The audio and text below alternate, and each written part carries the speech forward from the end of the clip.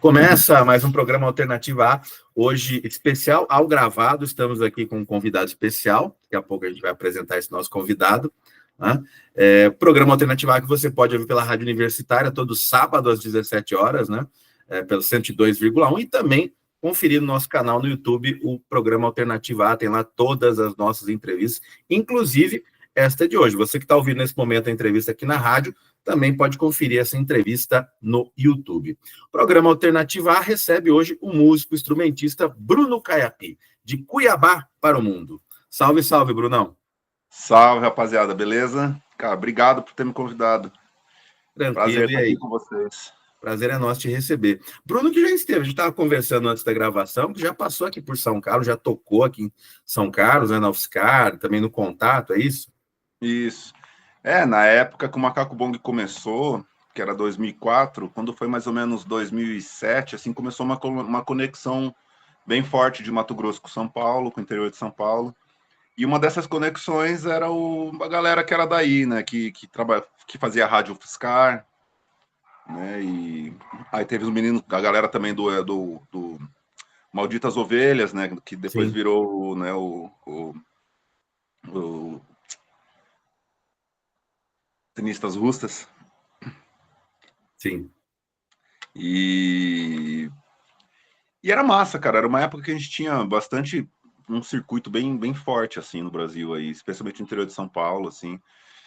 E São Carlos foi uma das primeiras cidades assim que a gente tocou no interior de São Paulo. Lembro que foi uma turnê chamada Slag Tour, organizada pelo Crocodilo Discos.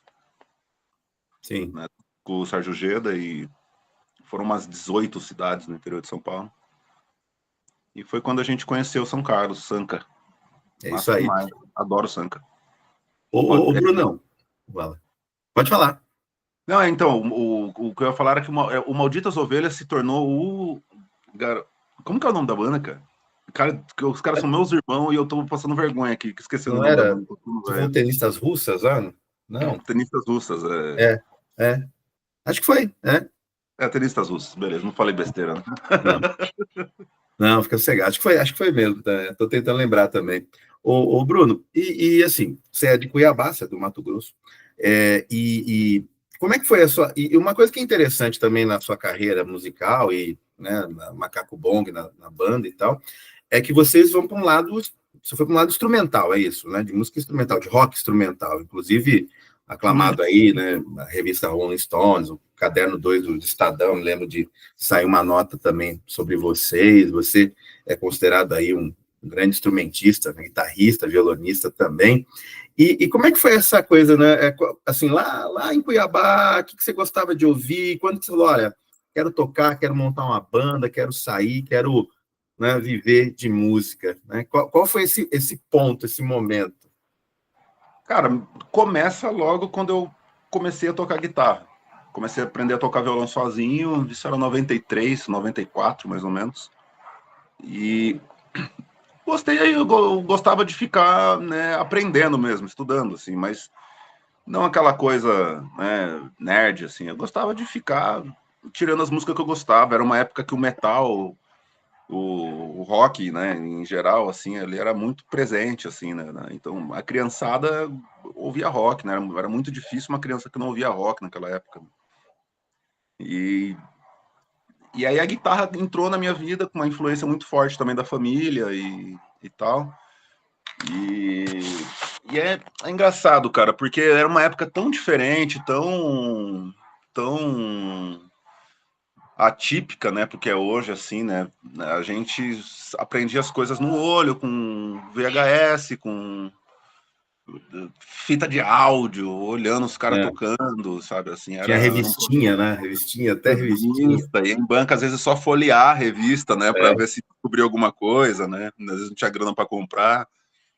E, assim, Cuiabá, cara, era uma cidade que demorou muito, assim, para entrar no mapa, né? Na rota do cenário de shows nacionais, assim, e tal.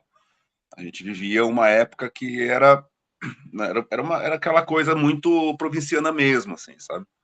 Os anos 90 em Cuiabá era como se São Paulo tivesse, sei lá, nos anos 70, sabe? porque não passava muito show nacional, não passava muita show internacional, então nem se fala. Então a gente tinha que meio que pescar as coisas mesmo. Quando foi 2000, 2001, eu tive minha primeira banda, que era junto com uma galera de um coletivo, tava começando a agitar uma coisa de música autoral, e aí eu comecei a ter experiência ali. A minha primeira experiência real com estúdio e banda foi com 12, 13 anos. Eu fiz uma gravação no estúdio e tal, fiz uma apresentação. Eu estudei em um conservatório por um período muito curto da minha vida. Eu fiz umas aulas num conservatório, assim, uns meses, menos de um ano, assim. Eu tive um professor de guitarra particular que me ensinou poucas coisas, não me ensinou, não foi aquela coisa assim muito de ensinar mesmo, ele dava uns toques assim, não pegava muito também assim no pé, não cobrava muito resultado, sabe? E, e foi por mim assim, cara. E quando veio essa minha primeira banda, o Macaco Bong nasceu dentro dela. Era uma banda chamada Dona Lua, e era uma banda que o Pablo Capilero, o vocalista, que é o do Mídia Ninja, inclusive, a gente começou esse o Cubo, né, que era o coletivo lá em Cuiabá, e aí eu entrei como guitarrista da banda dele. E o Macaco Bong nasceu ali e foi meio assim, mas foi bem root, assim, cara. Bem orgânico, né? Aquela Bem coisa que orgânico, cara. Assim, o acesso era complicado a coisas. Quando era de guitarra, então nem se fala. Por muito tempo, eu fiquei tocando com violão de Jorge em casa, assim, né? Eu não tinha guitarra. Eu estudava só com violão, tocava Slayer no violão. eu ia Tocava perguntar isso. Você lembra qual que foi a primeira música que você tirou na guitarra ou no violão? Come As You Are.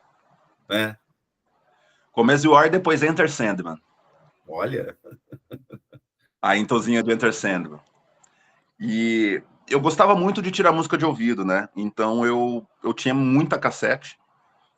E eu conhecia amigos assim em comum que gostavam de metal, que gostavam eu tava procurando mesmo uma coisa mais underground. Eu ouvi em algum momento, em algum lugar, eu ouvi um amigo meu ouvindo Cannibal Corpse.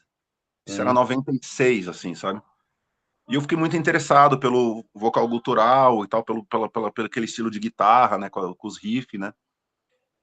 E aí eu colei nesse mano, ele falou, cara, eu tenho uma porrada de coisa lá em casa, se você quiser me dar umas fitas, eu gravo tudo pra você. Aí eu fui num camelô que na época você com 20 contos, você comprava uma caixa com 10 fitas, sabe? isso. Cassete. E aí eu comprei as fitas, deixei com ele gravou um monte de coisa pra mim, assim, tinha várias coisas de black metal, de death metal, de thrash metal, de tudo quanto é coisa.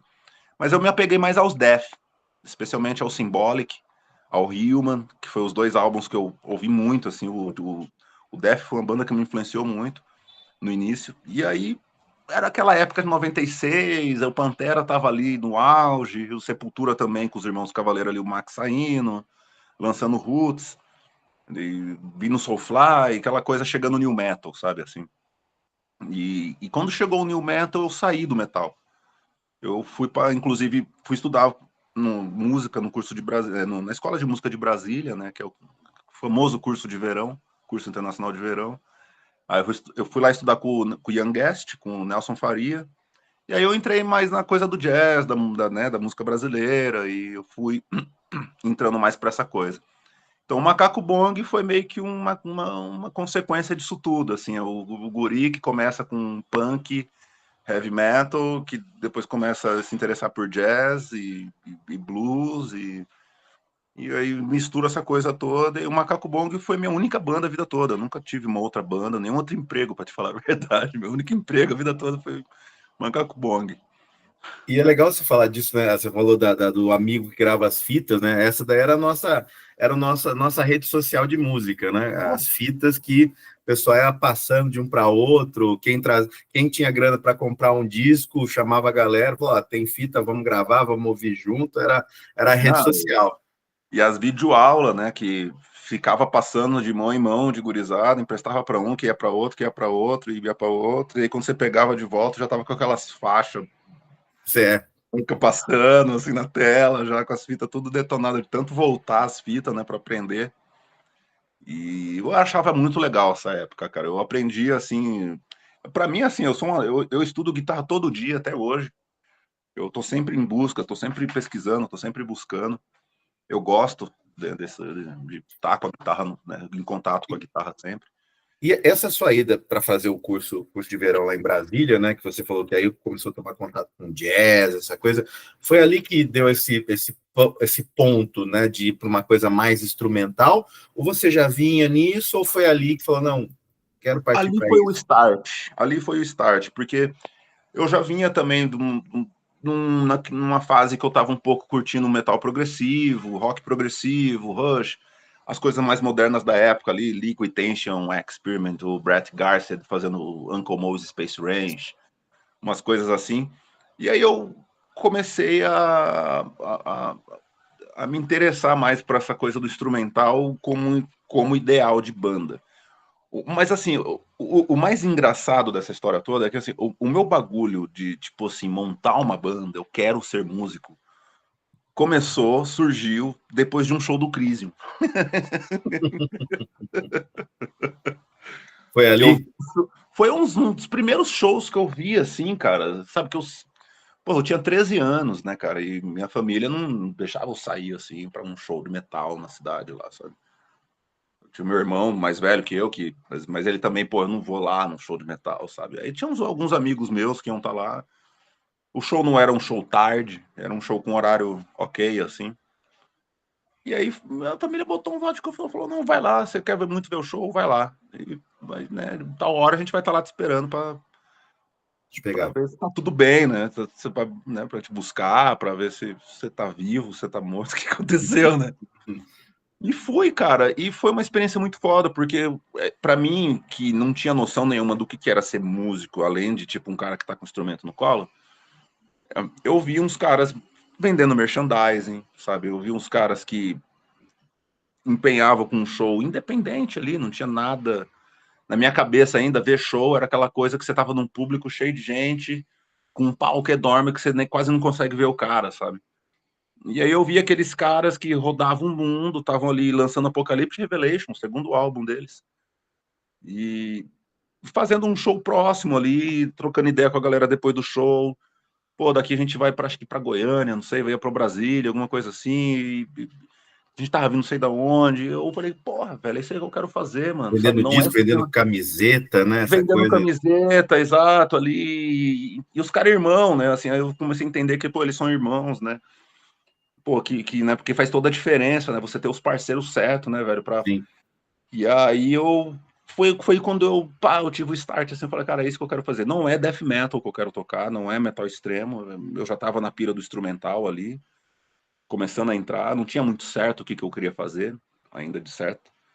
Até porque não tinha um batera, não tinha aquele parceiro, não tinha ninguém. Eu vivia eu sozinho no meu mundo, lá em Cuiabá, sabe? Assim, não tinha conexão nenhuma com cena musical. E a conexão com cena começou com uma banda pop, né? Que era uma banda que não tinha nada a ver com o som que eu queria fazer, né? Mas foi a galera que eu me identificava pra caralho, assim, que eu tipo, me ficava ficava um brother, irmão, assim, sabe? E eu falava, vou trocar com os caras são meus irmãos, sabe? E foi meio que isso, mas não era o som que eu curtia fazer, né? E para mim o Macaco Bong foi um laboratório, cara, porque quando eu cheguei no primeiro ensaio com os caras, eu resgatei aquela primeira ideia que eu tive quando eu tinha 11, 12 anos, sabe?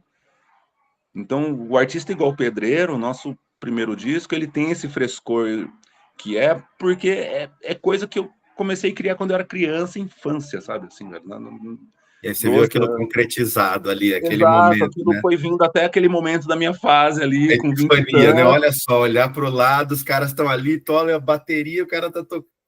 Então, exato, então ela vai ter o tupá, tupá, tupá, tupá, tupá, tupá do death metal, do black metal que eu curto. Ela tem aquela coisa dos acordes abertos, né, que eu gosto também do jazz ali e tal, e virou o que é, assim, e aí não foi uma coisa pensada, o Macaco Bong, o que eu quero dizer, assim, resumidamente é isso, assim. Uma coisa totalmente espontânea, totalmente sem pretensão de nada.